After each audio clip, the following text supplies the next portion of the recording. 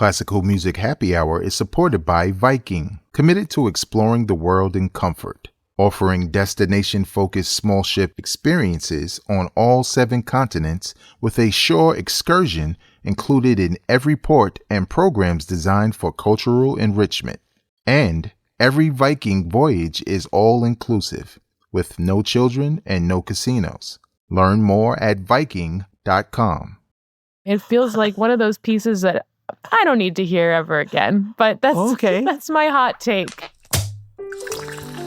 From WQXR and Carnegie Hall, this is Classical Music Happy Hour, hosted by me, pianist Emanuel Ax. Each episode will speak with a special guest about their lives, listen to some of their favorite musical gems, play music-inspired games, and answer questions from you, our listeners. Isabel Hagen is a woman of many talents. A Juilliard-trained violist, her career took a bit of a left turn when she discovered comedy. She has appeared twice on The Tonight Show starring Jimmy Fallon and was a new face of comedy at the Just for Laughs Festival in Montreal. These days, she also moonlights as the writer, director, and star of a film called On a String. Isabel, welcome to the show. Thank you. Thanks so much for having me. No, it's great. It's a pleasure. It's a pleasure to meet a fellow Juilliard graduate. Yes.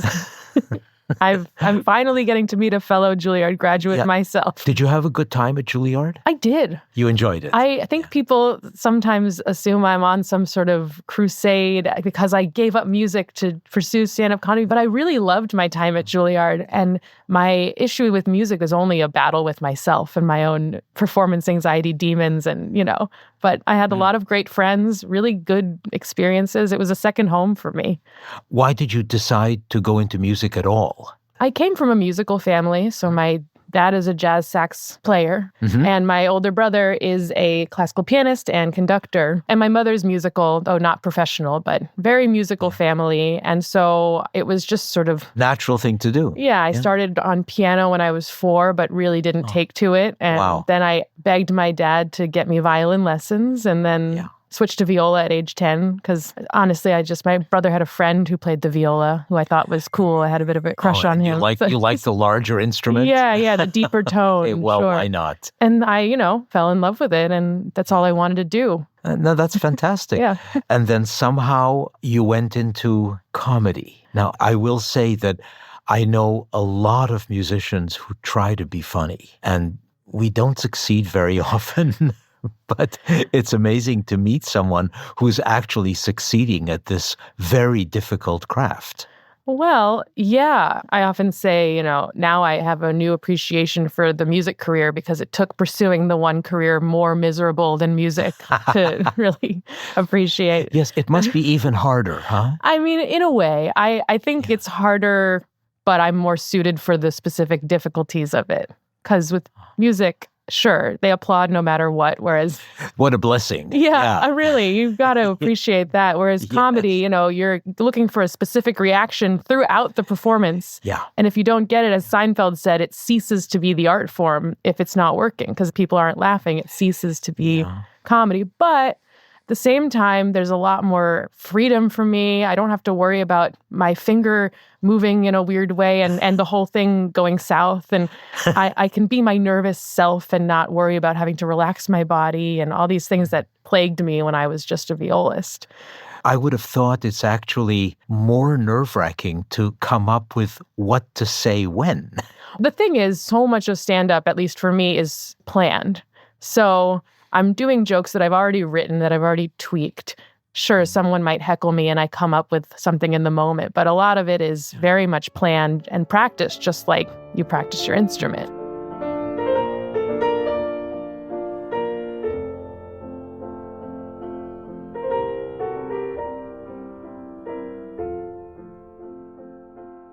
I'm hoping that you can help me answer some questions about classical music from our listeners. We've invited them to submit their questions, and we're going to do our best to answer them.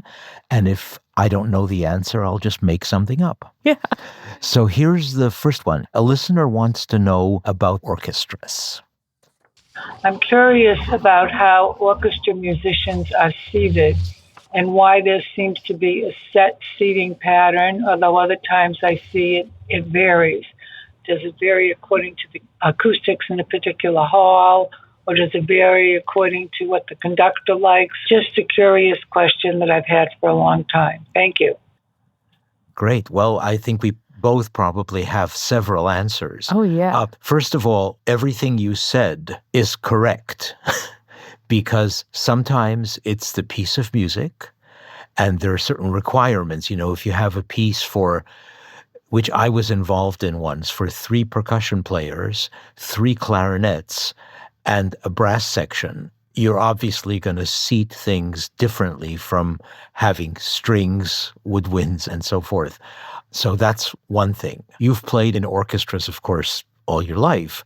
So have you found this idea of seating, for example, first violins one side, second violins other side?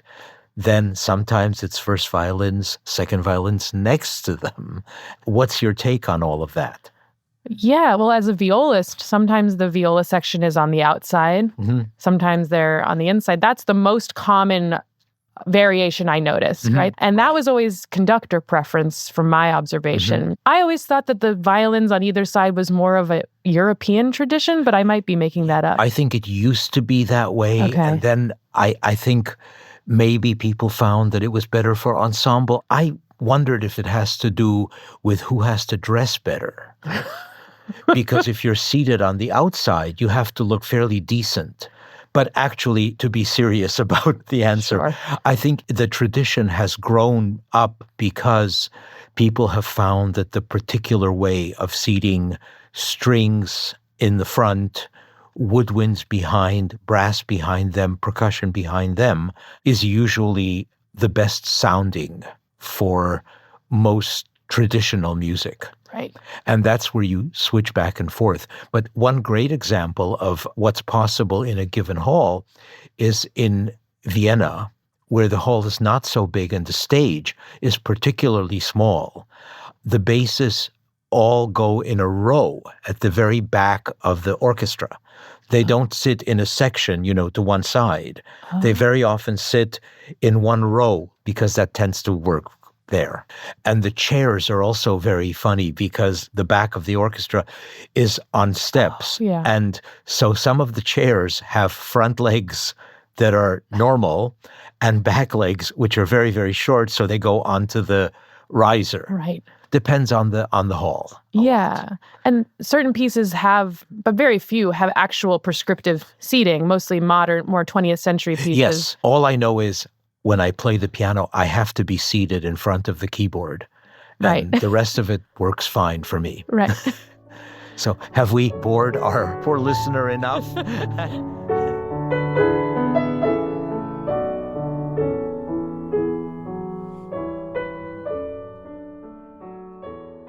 Did you start with musical jokes? No, I did talk a little in my recital and made some musical jokes within that. And I did an all Hindemith recital because I thought that would be kind of funny. That is kind of, yes, in a way. Yeah, I mean, it could be the punchline to a very good musical joke. Yeah, and I played Trower music, which was written for the death of King George V in like 6 hours. So I made a little joke about, this piece was written in 6 hours. You decide if you can tell it was written that quickly or not. Well, at least it's good he waited for the guy to die right. to write it. That's always nice, Exactly. But when I did just stand-up, I tried to keep them very separate. I didn't let on that I was a musician or anything. I was just trying to be a comedian. Well, one of the reasons I ask is because there's a whole subgenre of musical jokes, which are viola jokes. Yes. I mean, infinite examples. Oh, yeah. I'm sure you know them all. As soon as I switched to viola when I was 10, I immediately Googled viola jokes and just memorized a bunch of them. I think actually the first viola joke was Berlioz. I think somewhere in either the memoirs or his book of criticisms. Of course, what used to happen was that violists were violinists who then became violists. And he says somewhere something about the Paris Opera Orchestra. He saw such and such, and he said, "Oh, so young and already a violist."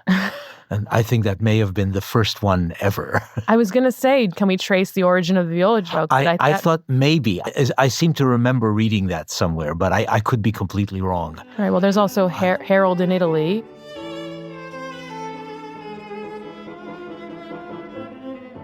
Is that just one big viola joke, or? Well, no. I mean, it's a beautiful piece. That's Berlioz, right? I'm not having a... It's Berlioz. Okay. Yeah. No, it's definitely Berlioz. And I guess if there is a joke in that, is that in the first movement, there's a lot for viola, and then it gets less and less as it goes on. Right. But I don't know for sure. Anyway, I'm full of misinformation about many things, and this is probably one of the things.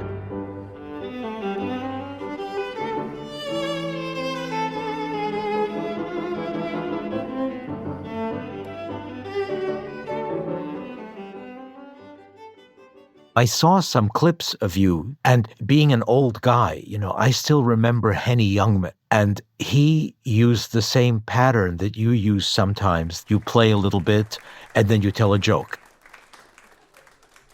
So I do comedy and I play viola, and a lot of people have asked me, oh, you do both. Do you ever do like a viola comedy show? Yeah. And I usually say no, because who would want to see that? But enough people asked that I decided to sort of humor them. So if you don't mind, I'm going to experiment, and I'm going to play a little viola and then do a little stand-up, and we'll see how it kind of goes together, all right?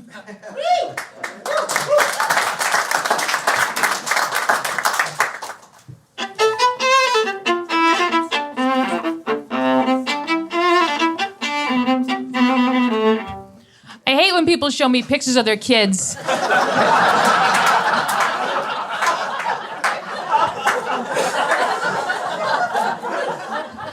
It's like, we get it. He's missing. Move on.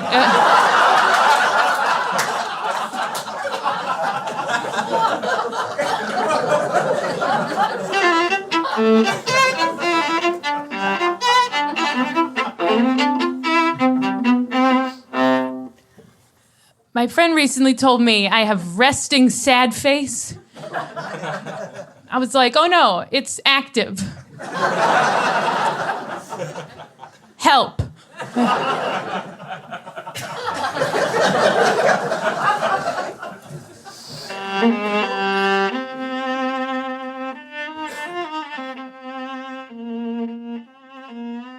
Henny Youngman did the same thing with the violin. Was he kind of something that, I won't say inspired you, but... No one will believe me, but the way I came up with what I do is I wanted to combine the two things after 4 years of keeping them separate. I didn't want to diminish the quality of either one. So finally I thought, well, what if I just play beautiful music and then tell a really funny joke next to each other, and then the juxtaposition of how ridiculous that is will be the humor. And that's what happened. And then someone said, well, Henny Youngman, who I knew as someone who had a violin, but never really watched him. And so you came to it later. And so I saw it and I said, oh my gosh, that's what I do. So it felt really nice to see it, but I actually wasn't inspired by him originally. Okay. But no one will believe me. So that's fine. I believe you implicitly. Thank you. Completely. You were going to talk about the Brahms F major string quintet. Yeah, I think Brahms' string writing often gets criticized for being, I don't know, a little inefficient or a little awkward. But I've always loved both viola quintets. But I feel like the other one is played more, the one that's in G major. But I never hear people perform the F major. I'm ashamed to say that I don't know it. No, but I expected you not to. This is how no one ever plays it. But I had a CD as a kid with both of them on it, and I listened to both of them. Every movement is so beautiful.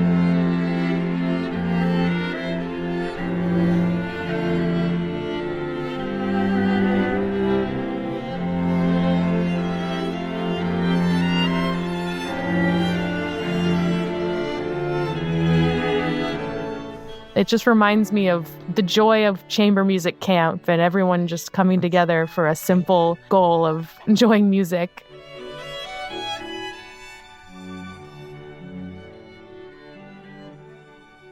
And I remember saying to a teacher that I enjoyed the string writing of Brahms, and he responded that he was a little worried about my intellectual inquiry for liking.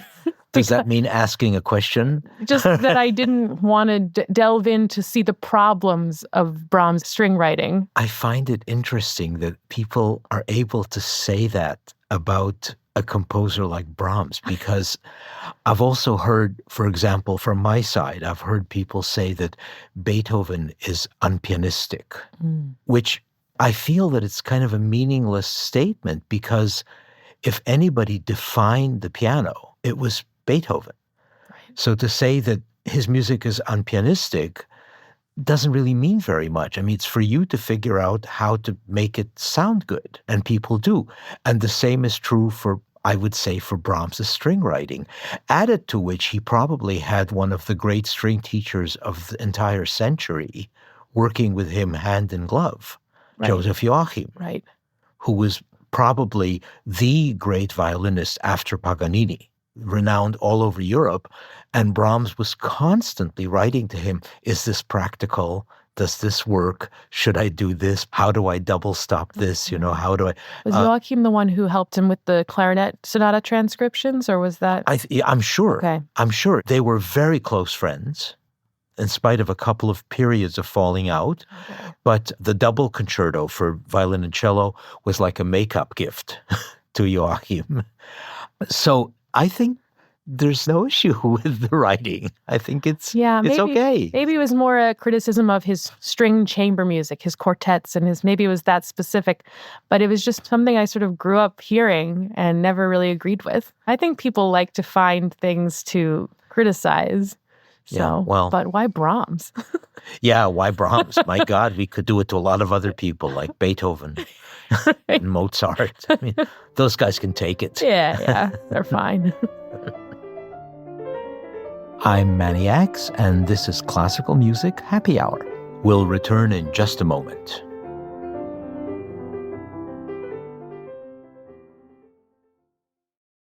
Classical Music Happy Hour is supported by Viking, committed to exploring the world in comfort. For over 25 years, Viking has been connecting the thinking person with the world. First on the great rivers, then on all 5 oceans, now on all 7 continents. Whether you choose to journey through the heart of Europe on an elegant Viking longship, explore the ancient cities of the Mediterranean on a small ocean ship, or venture to the white shores of Antarctica on a purpose-built expedition ship, you will always experience thoughtful service, destination-focused dining, and cultural enrichment on board and on shore. And every Viking voyage is all-inclusive, with no children and no casinos. Learn more at Viking.com. I'm Emanuel Ax. Here's a little more from Isabel Hagen. This is Classical Music Happy Hour. What is your go-to beverage after a long day? Either a white wine or a tea, depending on the day. Wow, not so adventurous. Okay. Yeah. What is the first concert you ever went to? I'm trying to remember. I mean, my father's a musician. The earliest memory, he played this revival of this show called The Gospel at Colonus, and it was at Carnegie Hall. It was a sort of concert version of this Broadway show he played. That's my earliest memory of going to a concert, besides my brother's piano recitals. I have an older brother. So you would have been very young. Very young. Very young. Okay. What's your favorite musical hot take? I mean, I guess there's been this push to let people clap between movements. Yes. Do you not like that? No, I like that. Yeah, I love it. I think let people enjoy the music. Absolutely. and I think it's, above all, it's authentic. Yeah, I mean, in Mozart's time, they were whooping and hollering during without question, the recap. If there were no applause at the end of the first movement of the Fifth Symphony of Beethoven, Beethoven would have been devastated. Right. Yeah, it would have been horrible. So we have to go back to that. Yes. Obviously, musical performers, most of the time, they come out and they play set music. It's already written. They know what's going to be played. We don't need to feel out the people we're playing for on a second-to-second basis. Whereas I imagine that if you're doing a stand-up show, you get an instantaneous feel for, are they going to laugh at this? Are they going to laugh at all? And you have to adjust all of that immediately. Yeah. That's the part I think would be incredibly difficult. It's kind of a macro version of adjusting for intonation, you know?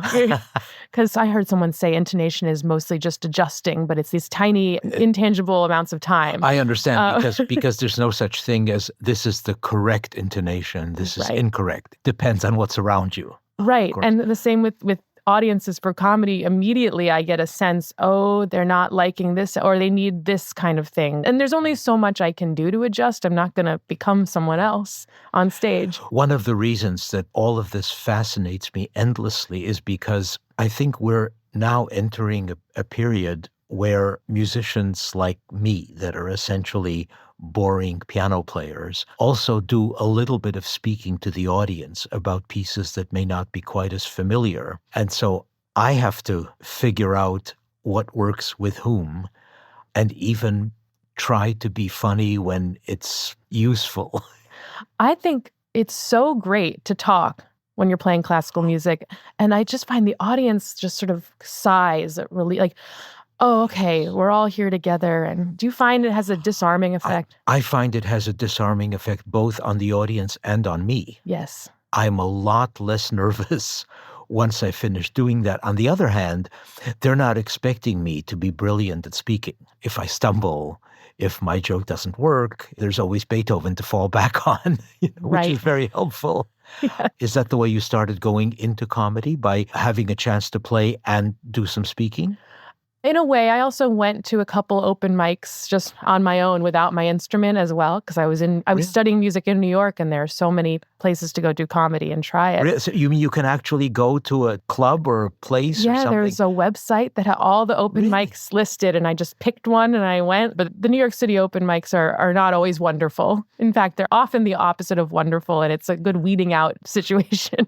You've talked about performance anxiety. Both sides, comedy and music. Do you find that one helps the other? Absolutely. Comedy really helps. Just the sheer amount you get on stage as a comedian. I mean, I'm taking the stage sometimes 3 times a night for different spots. So it's just that flexing the muscle of performing, which, I never went on to have a big performance career after Juilliard as a soloist. But at school, you don't get that many performance opportunities, So I wasn't flexing that muscle. But now performances have become less precious. I mean, they're of great importance, but I'm less, this better be this is it, Do you play full-length pieces? Sometimes in my act, I'll play a full movement of a Bach suite. And then I occasionally still play regular gigs with a quartet or a group. So then in that situation, I do. And when you do that, do they let you introduce things?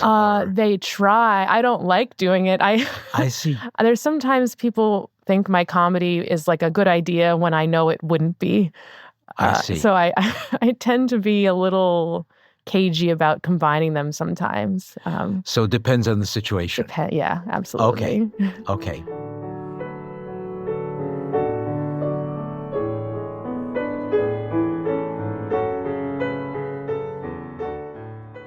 When you come out, you're always looking at who's out there. Mm-hmm. To what degree does that affect you? And do you tend to focus on one friendly face, or is it a wash of people? I was just dealing with this because I played in a theater that's a little bigger than I'm used to playing. And so you have a little more variety of people to focus on. And there was someone right in the front who didn't look like they were enjoying it at all.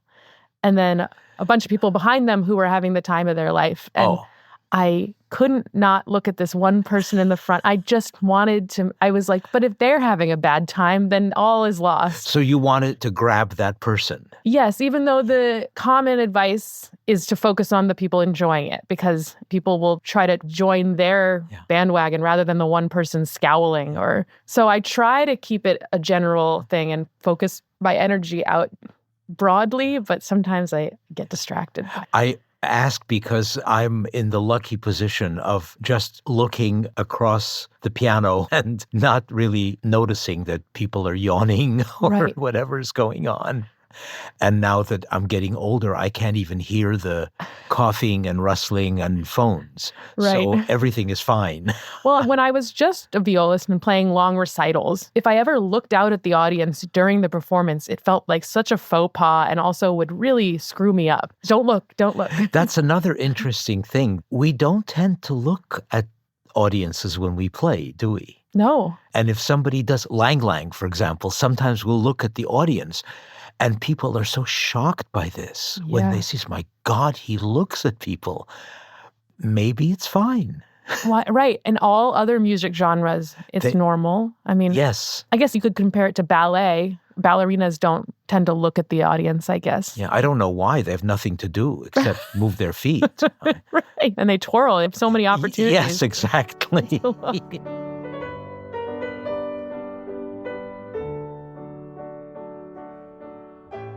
So here we have a question from New York. Hi, my name is Steve, and I live in New York City. I would like to know the difference between atonal and dissonant.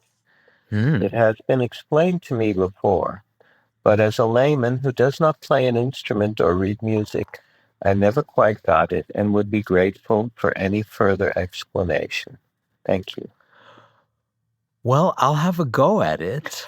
I think it's more a matter of definition of words than a definition of sounds. The reason I say that is because dissonant actually just means not in harmony with. And that can be true of language, a relationship, and certainly music. So a Beethoven symphony, a Mozart piece, any traditional music contains an enormous amount of dissonance. Basically, most of music is going from dissonance to consonance. So the very idea that in the Beethoven Fifth Symphony, for example, which we all ta-ta-ta-ta,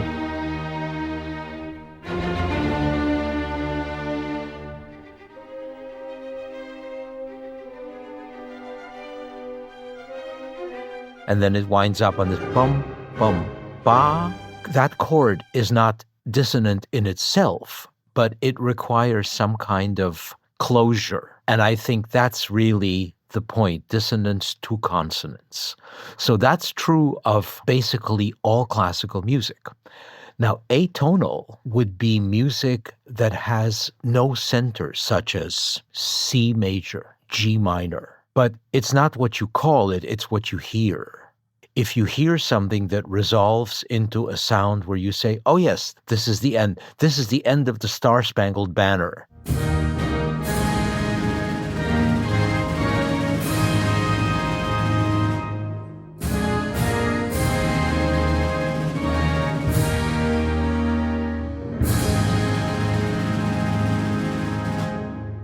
Is, let's say, a C major chord. That sounds to you like a consonant chord. Am I making sense with this? Yeah, you actually made me realize what it is. So atonality would be if you are doing, let's say you are going, oh, say, and you stop on the. Probably that's more of an atonality because there's a weird note in that chord. There's a D in an A minor chord. Right. Well, atonal music, it's dissonant without the resolution, whereas dissonance is just the quality of the clashing. Yes. All atonal music is dissonant, but not all dissonant music is atonal. Does that make sense? That sounds logical to me, even though I didn't quite follow it. But that sounds perfect. And I think to most of us, when you say atonal music, it means stuff that sounds not harmonious.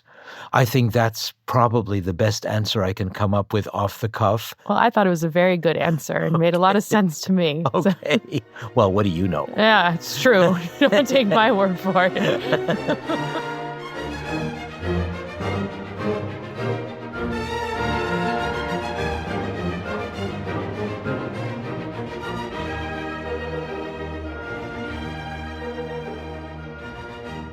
So I want to ask you about some of your Substack things. First of all, I was absolutely struck and very much in agreement with the idea of we don't need to save classical music. Sometimes we do emphasize the glass is half empty aspect. And I just wondered, do you mind older audiences? Not at all. I mean, I have a lot of older audiences come to see me do stand-up because they're intrigued by the viola. And sometimes they're the best crowds. But I think that's one of the things people talk about a lot, about the idea that audiences are older. And how can we get the young people to the maybe if we offer them beer, like just, and it's. Yeah, I guess we're all living so much longer and we seem to have more time toward the end of our lives than we did at the beginning. Right. Now, the other Substack thing that struck me very forcibly was your opinion on concertos. Uh-huh. Now, you seem to have a pet peeve of the Tchaikovsky Rococo variations. Yes, there are many concertos that are beautiful pieces. And of course, I want to hear the soloists that play them. So it's a bit of a joke, but it was inspired by having the radio wake me up in the morning, and it was the Rococo variations, and I just couldn't. Well, you say wake me up in the morning sounds like Groundhog Day. You had it every day? Another no, but my husband has a clock radio that wakes us up, and I guess one morning it was Rococo, and I had played the piece before numerous times in different youth orchestras. Yeah. And it intrigues me that you focused on that because I think it's a very beautiful piece. I'm sorry to say. There's something about the melody, it's kind of dinky to me. And, really? And it's just a little too long. And it feels like one of those pieces that I don't need to hear ever again. But that's my hot take. Okay. All right. But you don't generalize. I just wondered if the Brahms B-flat piano concerto was a goner for you. Which one is that? It's the one that's not in D minor. Okay. It's the one in B flat. Great, got it. It's the one with 4 movements in it. Okay, the one where the pianist is the soloist. That's the one. Okay. That's exactly the one. I do love the Mozart clarinet concerto. Oh, that's nice. Yeah. It's very difficult to choose these things when you're in love with an instrument. It is. And I think a lot of our opinions about most pieces are more contextual than we'd like to admit. Where were you in your life when you first discovered this piece? Were you in love? Were you heartbroken? What was going on? Yes, and probably true when you're a listener at a concert. Mm-hmm. Your reaction to any performance is probably just as much informed by your feeling at the time as by the quality of the performance. Right. Were you hungry? Did you eat enough that day? Exactly. For me, that's never a problem.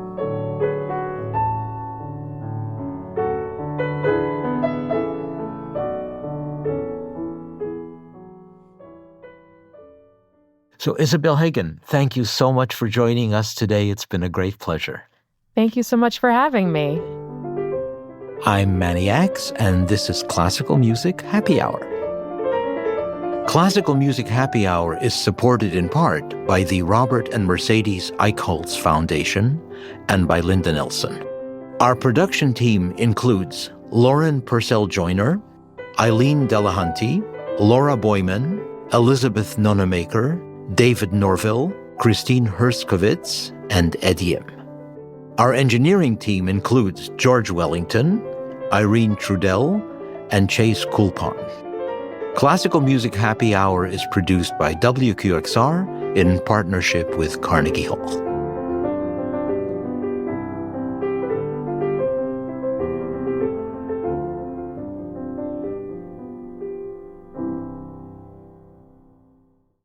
WQXR is supported by Carnegie Hall, presenting a one-night-only event with leading soloists Leonidos Kavakos, Gil Shaham, Antoine Tamisti, Pablo Ferrandez, and Elisa Weiler-Stein, performing Beethoven's Kreutzer Sonata and Schubert's String Quartet in C major, May 15th.